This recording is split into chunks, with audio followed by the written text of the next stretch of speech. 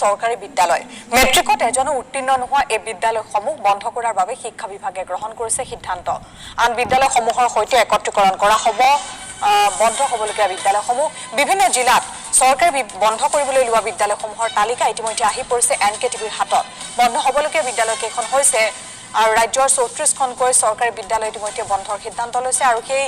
যিখন তালিকা ইতিমধ্যে আমি আপোনালোকক গ্ৰাফিক্সৰ সহায়ত আপোনালোকক দেখুৱাইছো 34খনকৈ বিদ্যালয় ইতিমধ্যে বন্ধৰ নিৰ্দেশ জাৰি কৰিছে ৰাজ্য চৰকাৰে ইয়াৰ পূৰ্বে গুৱাহাটী মহানগৰ যেটো 16খন সৰকাৰি খণ্ডৰ বিদ্যালয় বন্ধৰ জাননী জাৰি কৰিছিল আৰু সেই জাননীৰ পাছত এবাৰ ৰাজ্যৰ 34খন বিদ্যালয় বন্ধৰ জাননী জাৰি কৰিছে ৰাজ্য চৰকাৰে এই 34খন বিদ্যালয়ৰ পৰা এজনো শিক্ষাৰ্থীয়ে 2022ৰ হাইস্কুল শিক্ষান্ত পৰীক্ষা যেটো উত্তীৰ্ণ হ'ব পৰা নাছিল আৰু যাৰ বাবে এই 34খন বিদ্যালয় এতিয়া বন্ধৰ সিদ্ধান্ত গ্ৰহণ কৰিছে ৰাজ্য চৰকাৰে যি কেইখন বিদ্যালয় বন্ধ কৰি দিয়াৰ নিৰ্দেশ জাৰি কৰিছে সেই বিদ্যালয়সমূহ আমি আপোনালোকক গ্ৰাফিক্সৰ সহায়ত দেখুৱাইছো টিভিৰ স্ক্ৰীনত ইতিমধ্যে এনকেটিভিৰ হাতত আহি পৰিছে সেই বিদ্যালয়সমূহ এই বিদ্যালয়সমূহ ইতিমধ্যে বন্ধ কৰি দিয়া হ'ব আৰু আন বিদ্যালয়ৰ সৈতে একত্ৰীকৰণ কৰা হ'ব এই 34খন বিদ্যালয় আমি পুনপটীয়াকৈ যাব বিচাৰিছো এবাৰ যোৰহাটলৈ যোৰ মহানগৰী 15খন সৰকাৰি বিদ্যালয় বন্ধ ঘোষণা কৰিছিল আৰু এইবাৰ 15খন জিলাৰ 34খন হাই স্কুল যেহেতু বন্ধ ঘোষণা কৰিছে অৰ্থাৎ সেই বিদ্যালয়সমূহ আন বিদ্যালয়ৰ সৈতে একত্ৰীকৰণ কৰা হ'ব কাৰণ হাই স্কুল শিক্ষান্ত পৰীক্ষাত এজনো শিক্ষাৰ্থী কিন্তু উত্তীৰ্ণ হ'ব পৰা নাছিল যাৰ বাবে ৰাজ্য চৰকাৰে এনে ধৰণৰ সিদ্ধান্ত গ্ৰহণ কৰিছে ইয়াৰ পাছত আসলে কি ক'ব সেই বিদ্যালয়সমূহৰ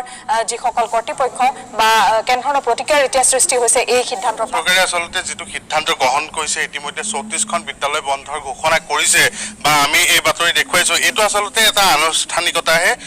ইয়াৰ পূৰ্বে হয়তো চৰকাৰে সিদ্ধান্ত গ্ৰহণ কৰিছে নহলে এনে ধৰণে এই বিদ্যালয়ত এতিয়া 8:30 বজাত তলা ওলমাৰ এটা পৰিবেশ কেতিয়াও সূচনা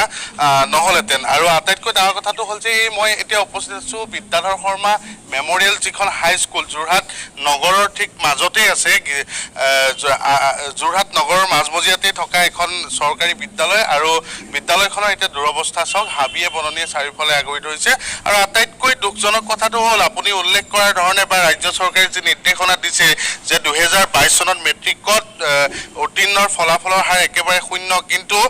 এই বিদ্যাধৰ শৰ্মা মেমৰিয়েল হাই স্কুলত বিগত কেইবাবৰ্ষ ধৰি পেলাই তেওঁলোকৰ ৰিজাল্ট একেবাৰে নীল হৈ আহিছিল অতি এটা পৰিতাপৰ বিষয় শিক্ষক শিক্ষয়িত্ৰী যদি 6 পৰা 7 জন আছে তেনেহলে এই বিদ্যালয়খনত পূৰ্বতে ছাত্ৰ ছাত্ৰীৰ সংখ্যা আছিল 4 পৰা 5 জন অতি এটা দুখৰ বিষয় আৰু এতিয়া এই বিদ্যালয়সমূহ একত্ৰীকৰণৰ কথা কোৱা হৈছে যোৰহাট জিলাতে 5খনকৈ এনে ধৰণৰ সৰকাৰি বিদ্যালয় এতিয়া স্মশান যাত্ৰা আৰু